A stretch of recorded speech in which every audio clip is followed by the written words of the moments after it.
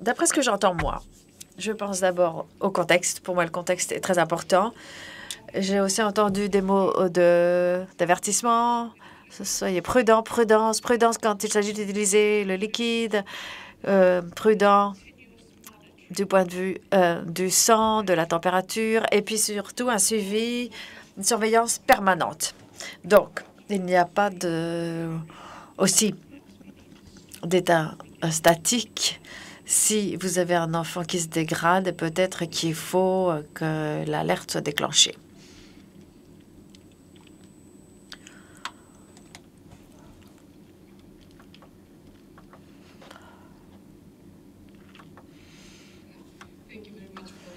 Merci pour toutes ces présentations. J'ai de la chance, je travaille à Genève, dans un des bureaux. Je suis pédiatre et je m'occupe de programmes dans différentes régions. J'ai une question sur la question qu'on a déjà posée. Comment traduire tout cela en des pratiques à recommander aux équipes sur le terrain? Comment rationaliser les efforts? Parce que l'on a parlé dans cette présentation de la trajectoire. Comment identifier les patients pour lesquels il faut faire attention de ne pas leur faire plus de mal, mais sauver la vie plutôt. Où est-ce que l'on peut mobiliser ou concentrer nos efforts et comment aider les équipes sur le terrain à mieux travailler, à être plus performantes et à ne pas se tromper?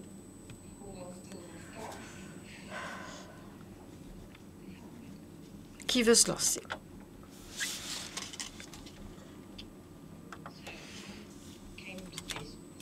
Je suis arrivée à cette conférence en partant du principe que, puisque nous avions commandité une révision systématique, et comme il y avait à Bruxelles tous les responsables des différentes régions, nous pourrions peut-être faire avancer cet algorithme. Est-ce qu'il a été enterré? Est-ce que David veut faire un commentaire là-dessus?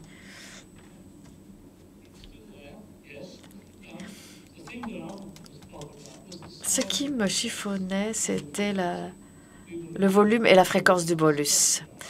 En fait, on avait parlé de 10 millilitres par kilo avec une révision ensuite, plutôt que d'avoir 60 millilitres par kilo, ce qui est très élevé. Moi, je me souviens juste de cette conversation-là. Après, je ne sais pas ce qui s'est passé. Moi, je préférais les petits volumes plutôt.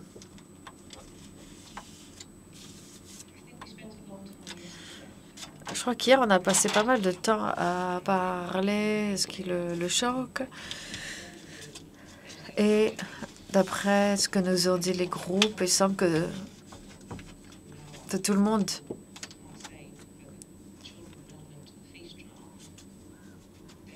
se dit que il faut faire quelque chose en cas de choc à la suite de l'étude FIST. Vous avez des groupes à haut risque qui ont besoin d'être surveillés.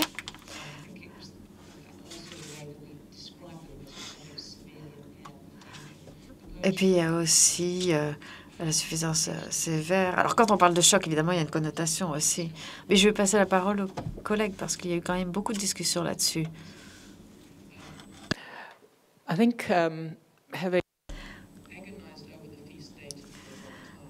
Je me suis creusé la tête en regardant les données de FIST pendant longtemps et je me suis dit que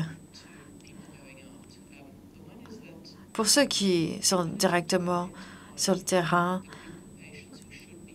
peut-être qu'il faudrait, pour identifier ces différents groupes de patients traités différemment, éviter d'utiliser des termes comme choc, mais nous avons la physiologie cardiovasculaire, respiratoire, il y a l'apport d'oxygène. Quand il s'agit d'oxygène, il y a l'environnement métabolique et il y a la fonction cérébrale.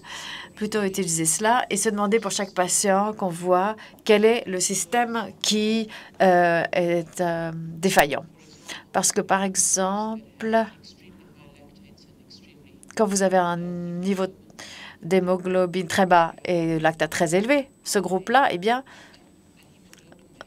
avec une mesure de l'hémoglobine et de lactate, vous pouvez identifier ce groupe. Et pour eux, les liquides font du mal plutôt que du bien. Et on peut trouver autre chose pour ce groupe. Il y a un groupe de patients pour lequel on ne voit ni avantage ni inconvénient avec les liquides, même si la courbe était un peu plus basse.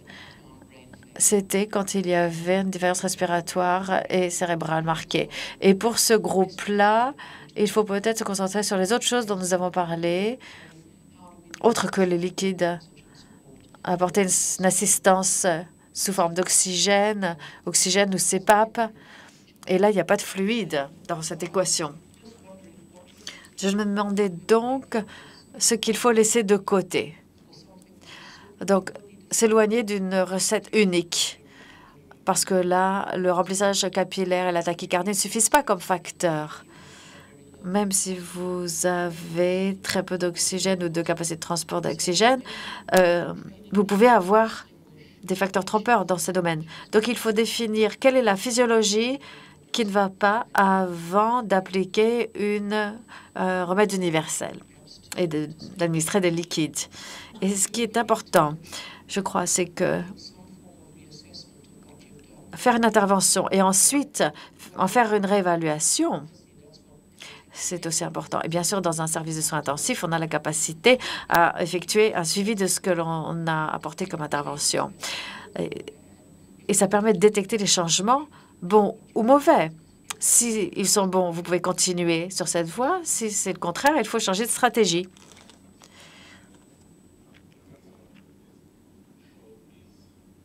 Micro.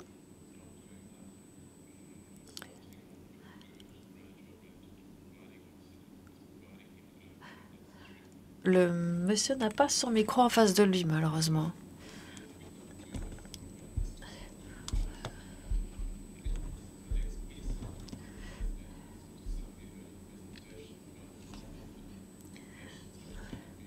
Dans les présentations précédentes, on parlait de la fréquence d'évaluation des patients. On ne peut pas traiter un patient sous choc avec une seule observation par jour. Il faut insister sur des observations plus fréquentes. Je sais qu'il y a des limites de ressources, mais il est important peut-être de trouver un moyen de prêter à ces patients plus d'attention.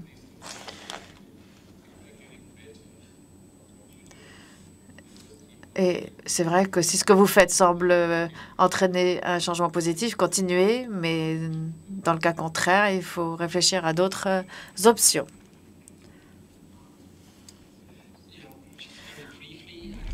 Rapidement, je ne vais pas faire de commentaires sur les liquides, mais je crois qu'il est important que l'équipe clinique, les équipes opérationnelles travaillent de manière très étroite et que nous créions une sorte de boucle pour la prise en charge du patient qui soit fermée et qui nous permette d'identifier très vite à leur admission à l'hôpital les patients et d'identifier aussi les groupes à haut risque pour pouvoir les prendre en charge en soins intensifs. Ça a des implications en termes de logistique, de ressources humaines et bien sûr de qualité des soins. Et lorsque nous cherchons à repérer les enfants malades à risque, parce qu'ils ont été admis pour autre chose, eh bien, il faut voir comment les prendre en charge correctement, réorganiser le personnel sur 24 heures et avoir une bonne communication entre les différentes équipes. Je crois que il y a quand même là-dessus quelques recommandations que l'on peut suivre. Déjà, ceux qui sont très anémiques ont besoin de sang et pas d'autres liquides, hein, A, B, C. Donc, il y a déjà ce groupe-là. Ensuite, il y a un groupe qui n'était pas dans l'étude FIST, à savoir ceux qui sont très déshydratés. Et il faut reconnaître que les recommandations que nous utilisons ne sont pas vraiment très factuelles. Mais quand même, bon, il y a des directives à suivre. Il n'y a rien d'autre. Bon, en cas de trauma aussi. Ensuite, il y a la malnutrition. C'est un groupe différent. Là, il n'y a pas vraiment de pool de preuves pour ce groupe-là, même si ça va sûrement venir. Mais actuellement, bon, on a quand même des recommandations. Et ensuite, il y a le groupe de l'étude FIST. Et là, Eh bien, il faut commencer par le commencement, B à bas. Et C, ça peut être aussi, donc ABC, C, ça peut être caution. Attention, prudence. Et bon, s'il faut faire attention, s'il faut faire preuve de prudence, je dois reconnaître moi-même que parfois, il y a des liquides qui sont administrés.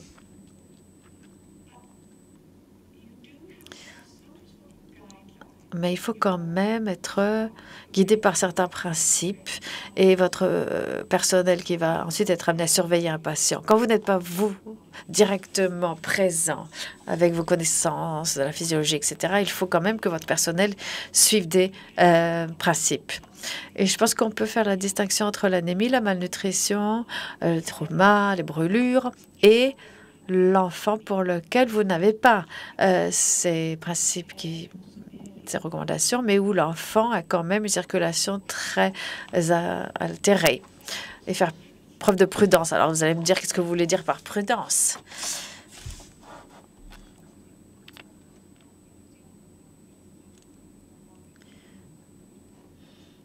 Encore 3 questions dans la salle. Je m'appelle Lisbeth. Merci pour ces excellentes présentations. Donc de Boston. On parlait de forte mortalité dans les 24 premières heures. Je me demandais si l'on pouvait repérer plus vite les patients gravement malades avant qu'ils n'arrivent à l'hôpital. Dans le cadre du système de santé complet, est-ce que pour cela, à l'hôpital, ça permettrait d'avoir une expérience différente avec ces patients? Sorry, perhaps I can come in again.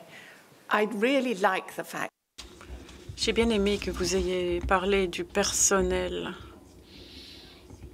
à partir des urgences et ailleurs lorsqu'il y a des soins intensifs. Donc les urgences, c'est vraiment le dernier recours. Il faudrait donc enseigner tous les signes de danger, de risque au personnel à l'hôpital, mais aussi dans les centres de santé et aussi pour les mamans. Je suis d'accord. Ça a l'air simple, mais évidemment, ça ne l'est pas parce qu'il faut les former, il faut leur demander de venir à tel endroit. C'est assez difficile, mais je pense que c'est ça qu'il faut qu'on fasse.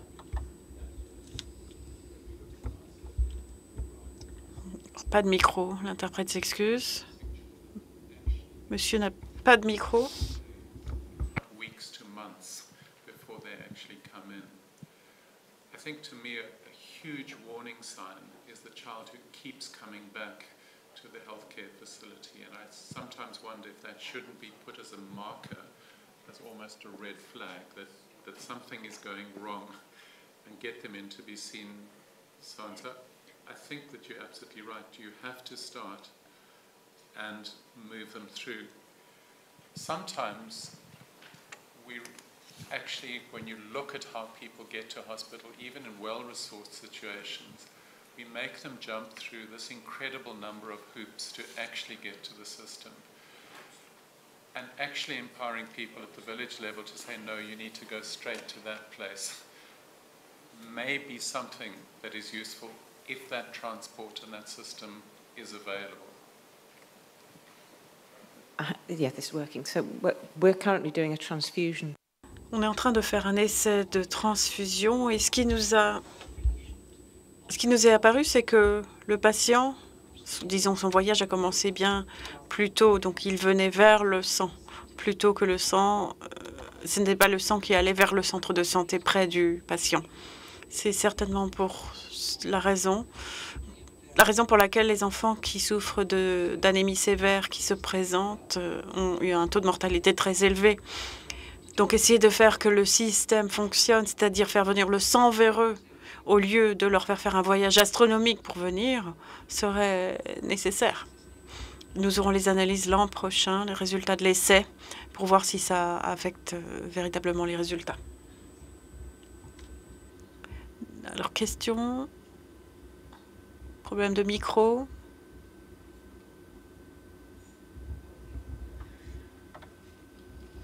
Yeah, exactly. So we got a question via Twitter.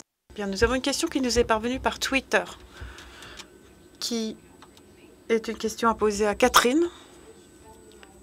Quelles sont les essais randomisés contrôlés qui seraient plus utiles pour pousser pour la gestion du choc dans les contextes à revenus faibles. Bien, je pense que FIST a déjà été très utile, mais il est clair que les gens ont des difficultés qui existent encore, et donc les étapes suivantes où l'on donne moins de bolus, un bolus plus lent sur une période plus longue, ça pourrait peut-être être testé, mais je pense qu'il y a pas mal... les gens sont peu enclins à donner le contrôle. C'est ce qu'Andrew disait. C'est un essai où l'on a mis en place TETU, et donc tous les groupes en fait partie. Je pense que l'un des essais les plus intéressants, d'après ce que j'ai entendu aujourd'hui, ce serait d'ajouter du personnel de santé. Un essai randomisé en faisant cela pour voir si ça améliore les taux de mortalité. Ça, je pense que c'est l'une des choses qu'on pourrait mettre en place qui serait les plus évidentes. Une question, oui. Et ensuite... Bon, une toute dernière par là-bas. Je suis désolée, ce n'est pas une question. C'est juste pour remercier Lise. Parce que nous savons tous que c'est très complexe. Nous ne sommes pas obligés de nous le dire les uns aux autres. C'est très intéressant cependant de savoir que c'est très complexe. Mais notre travail, c'est de traduire cette complexité en quelque chose qui est faisable sur le terrain pour les gens qui ne sont pas des médecins et qui sont confrontés à ce type de situation. Et je pense que c'est notre tâche. Et notre tâche à l'avenir, ça va être de définir notre contribution aux preuves qui sont créées, aux recherches, qui nous permettront de souligner ce que nous souhaitons faire, c'est-à-dire pas juste une chose qui nous sort de la tête comme cela, mais pour avoir des preuves scientifiques quant à ce qu'on veut mettre en place. C'est vraiment la seule chose que je voulais souligner. J'aimerais revenir à FIST et au bolus liquide. On a un article BMC 2013, vous en avez parlé, BMC Médecine. Et vous nous avez dit que les différentes gammes d'hémoglobine et les bolus étaient mauvais à chaque fois. Mais pourtant, quand je regarde le graphique, je vois que quand on a une hémoglobine plus élevée, il y a moins de risque de danger par le bolus. Et au-dessus d'une hémoglobine de 8, on voit qu'il y a peu de différences significatives sur le ratio de mort.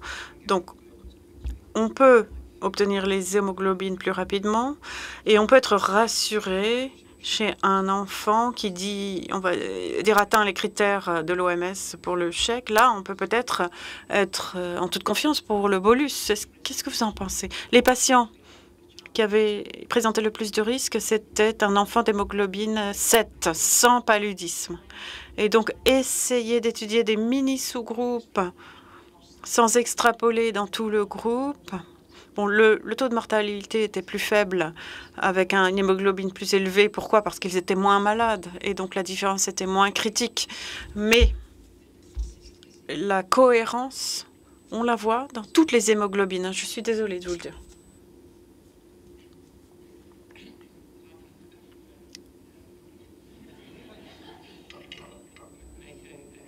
J'aimerais rebondir là-dessus.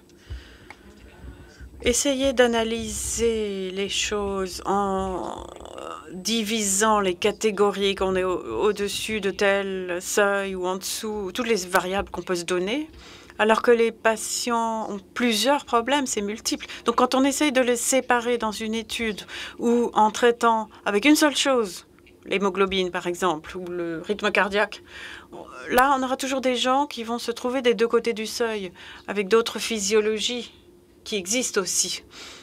Donc c'est juste pour vous dire que essayer d'interpréter cette relation linéaire avec l'hémoglobine, alors qu'il y a d'autres choses qui se passent au niveau du cerveau ou des poumons, signifie que l'interprétation est difficile. C'est pour ça qu'on a fait une analyse par cluster. Dans un groupe de gens dont l'hémoglobine est bonne et dont les poumons sont bons, dont le cerveau est bon, que se passe-t-il? Et c'est ce qu'on a voulu faire avec l'analyse par cluster. Une question par ici, il me semble. Oui. Fisc qui a montré de beaux résultats et des recommandations qui sont découlées après. Mais ma question revient, dans l'étude Fisc, on n'a pas tenu compte de la malnutrition et des diarrhées vomissements. En revenant par rapport au contexte de terrain, où on trouve que la proportion des décès liés au choc, il est beaucoup plus pour les enfants malnutris qui ont des diarrhées. Pour que l'étude Fisc puisse aider au mieux les gens qui sont au terrain, n'est-il pas aussi nécessaire de faire cette étude plutôt en incluant les diarrhées et les enfants malnutris? C'est un peu ça ma question. Thank you very much. Maybe I can quickly. Je vais traduire votre question très rapidement. La question, c'est le fait que les enfants souffrant de gastro-entérite ou les enfants malnutris ne sont pas inclus dans l'étude, et pourtant, c'est les enfants qu'on voit le plus sur le terrain.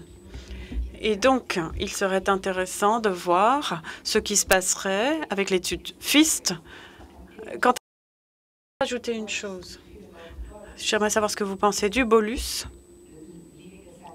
en laissant de côté la malnutrition, mais que pensez-vous du bolus pour les enfants souffrant de ces problèmes?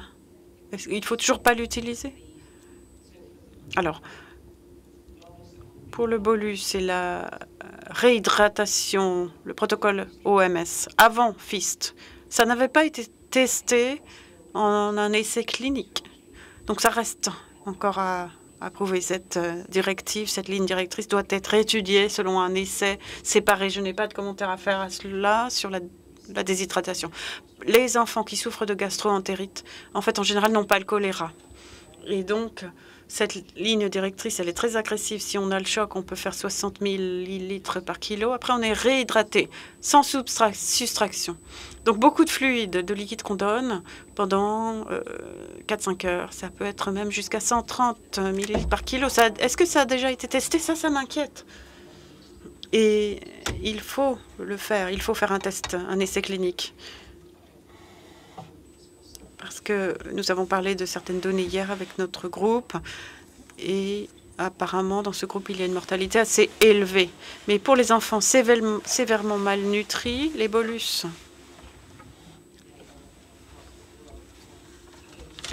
eh bien, je pense que ça ne marcherait pas chez les enfants souffrant de malnutrition grave. Mais c'est mon opinion, ce n'est pas une preuve clinique.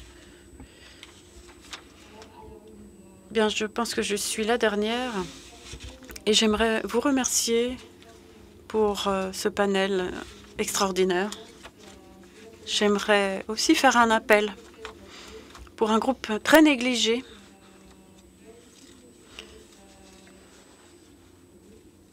qui souffre de risque de décès à cause du choc. Ce sont l'albumine, comme vous le savez, on en a parlé un petit peu, mais il n'y a aucune recherche faite dans ce domaine. Le taux de mortalité est très élevé. La plupart de ces personnes meurent à cause de problèmes hémodynamiques. J'aimerais vraiment qu'on attire plus l'attention sur ce groupe et qui soit faite pour ce groupe de patients. Merci beaucoup. Mais je suis désolée parce qu'il y a beaucoup de questions, il me semble. On a encore une journée et demie. On aura encore le temps de discuter de nombreux thèmes. Encore 2 minutes pour résumer, peut-être. Hier, nous avons eu une superbe réunion avec le groupe de travail pédiatrique et les experts.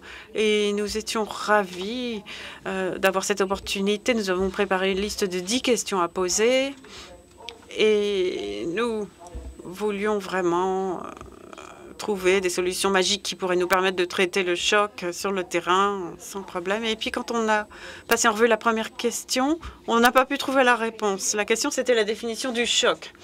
Et là, on s'est rendu compte que la magie, ça ne fonctionnerait pas. Bien, je ne peux pas parler pour les autres, mais en tout cas, à la fin de la journée d'hier et puis à la fin de ce matin, je suis plus enthousiaste qu'avant. Pourquoi? Parce que cette question de magie, elle n'est pas importante finalement. parce qu'il y a plein de choses qui sont encore plus importantes. Vous nous avez dit, vous travaillez sur le terrain, et ce matin, vous nous avez dit que probablement, le fait de travailler en équipe entre les médecins, les infirmières, faire un bon suivi, et bien travailler ensemble pour identifier les enfants souffrant de maladies critiques, c'est bien plus important que de définir quand utiliser telle ou telle chose et comment. Définir des niveaux de soins, de prise en charge, essayer de passer à un niveau supérieur, pouvoir définir tout cela, c'est peut-être plus important que de savoir s'il faut donner 15 ou 20 millilitres par kilo chez l'enfant que l'on souhaite, pour qui l'on souhaite faire une transfusion. Il y a beaucoup de choses qu'on peut faire et nous travaillons sur le terrain ou alors nous allons aller sur le terrain. Il faut donc prendre ça en compte, avancer. Et notre groupe pédiatrique, ce que nous allons essayer de faire, c'est d'essayer de vous donner des directives, des lignes directrices sur les réponses à donner sur tel et tel problème médical. Et ce matin, je pense que ça a été très utile. Bon, on n'a pas beaucoup de temps ce matin, mais en tout cas, ce serait intéressant si les groupes les membres du groupe pédiatre se levaient pour être reconnus comme cela. Peut-être que des gens du terrain pourront venir vous voir pendant la pause ou au déjeuner. Et nous avons besoin de votre retour aussi. Donc, levez-vous, le groupe étendu, hein, le groupe pédiatrique. N'hésitez pas à venir nous parler parce que votre retour, c'est vraiment très important pour nous aussi, le retour du terrain. Et puis, merci à tous et à toutes, à nos orateurs et oratrices. Merci, vraiment une session fascinante.